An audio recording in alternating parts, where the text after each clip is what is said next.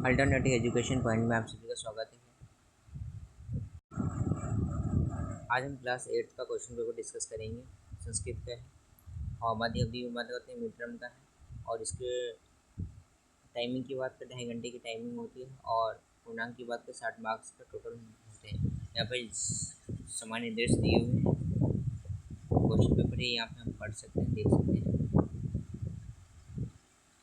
और पहला क्वेश्चन देखते हैं। पहला क्वेश्चन जो आपका खंड खा है, खंड खा में जो पहला प्रश्न होता है जो आपको पूरे पैसेज से रिलेटेड होता है, इस पैसेज को ध्यान से पढ़ना होता है।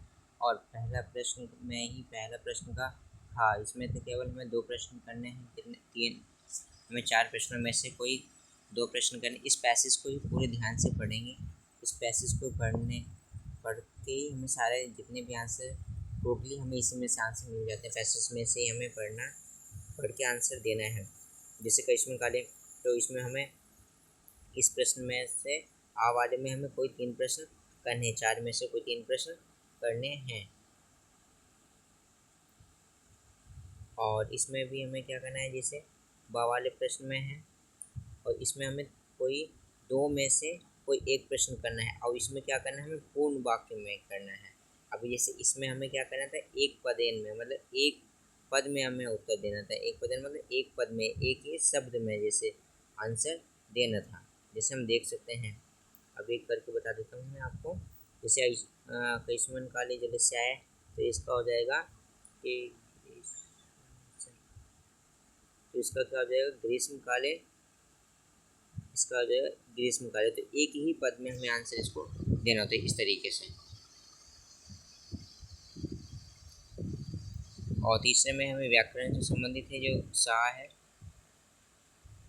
सा वाले में व्याकरण से संबंधित है। ये वाले में सा में हमें व्याकरण से संबंधित है। इसमें बताना है कि हमें क्रियापद, कौन सा क्रियापद यूज हुआ है। इसको पैसेज को पढ़ेंगे पता चल जाएगा। इसमें से हमें बताना है, विशेषण बताना है, कौन सा विशेषण है का खा गा में से। और विशेषण क्या होता है, जैसे हरित वनस्पतियाँ, तो विशेषण क्या होता है, जो किसी भी शब्द की क्या बताना है विशेष, तो आपको विशेषण बताते हैं। सुलभ का विलोप शब्द बताना है, सुलभ का जैसे दुर्लभ हो जाएगा, तो इस तरीके से बता सकते हो। और इस वाले में हमें दा वाले में क्या करना है, दा वाले अनुच्छेद में, दा वाले प्रश्न में हमें अनुच्छेद का उपयुक्त शीर्षक बताना है, वो भी संस्कृत में लिखना है। खंड खा आता है हमारा रचनात्मक कार्य के मतलब रचना। अब यहाँ पे हमें लिखना पहला है जो आपका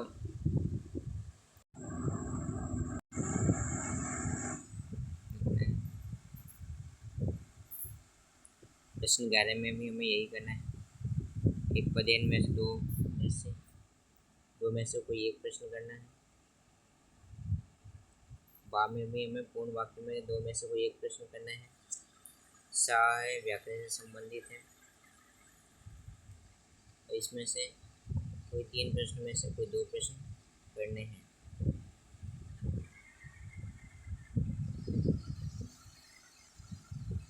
प्रश्न 12 में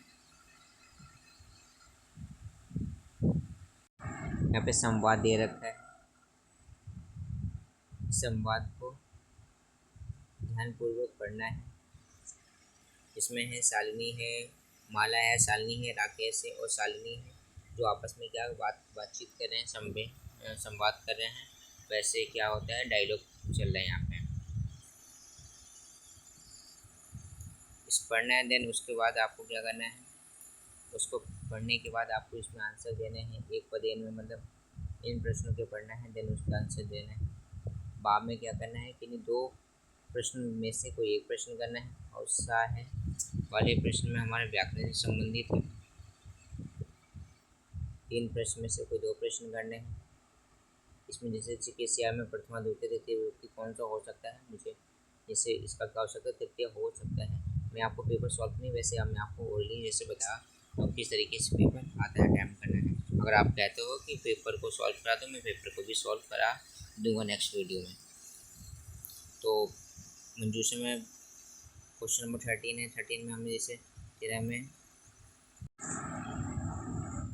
क्वेश्चन में प्रश्न 13 में जैसे यहाँ पे ये दे रखा है, इसको रीडिंग, इसको करना है, इसको भी और नीचे मंजूषा दे रखी है और नीचे प्रश्न दिए हुए हैं। यहाँ पे हमें इनको फिल करना होगा। देन किसके अकॉर्डिंग, यहाँ पे जो दे रखा है इसके अकॉर्डिंग। जो आपकी पाठ्य पुस्तक है उस पाठ्य पुस्तक में कोई 2 श्लोक आपको लिखने हैं। आपकी बुक से ही संबंधित है, कोई भी आप 2 वो श्लोक लिख सकते हो। तो आपको पेपर पूरा बता दिया, इस तरीके से पेपर आएगा। तो पेपर देने से पहले आप पेपर को ज़रूर सॉल्व करके जाएं, इससे बहुत ही हेल्प मिलती और हम प्रॉपर ही टाइम टेबल जो होता है टाइम को मैनेज कर पाते हैं। किस तरीके से जैसे हमने टाइम टेबल बनाया था कि इस क्वेश्चन को इस तरीके से सॉल्व करना है, तो हमारा प्रॉपर ही टाइम मैनेजमेंट हो जाता है। और पेपर सॉल्व करते समय अपना टाइम टेबल ही बना लें कि जैसे कि टाइम टेबल के सेंस का मतलब है कि आप पेपर के एग्ज़ाम चलें तो टाइम टेबल के फॉलो करके ही अपनी स्टडी करें और उसके अकॉर्डिंग ही पेपर को एक दिन में कितने पेपर सॉल्व करने हैं, ज़्यादा से ज़्यादा पेपर को सॉल्व कर लें ताकि आपके पेपर में बहुत ही हेल्पफुल रहेगा। अगर आप हमारे चैनल पर नए हैं तो चैनल को लाइक शेयर सब्सक्राइब करें और ऐसे ही आने ऐसे ही आपकी क्लास से रिलेटेड जल्द से जल्द वीडियो और भी मिलती रहेंगी। Thank you.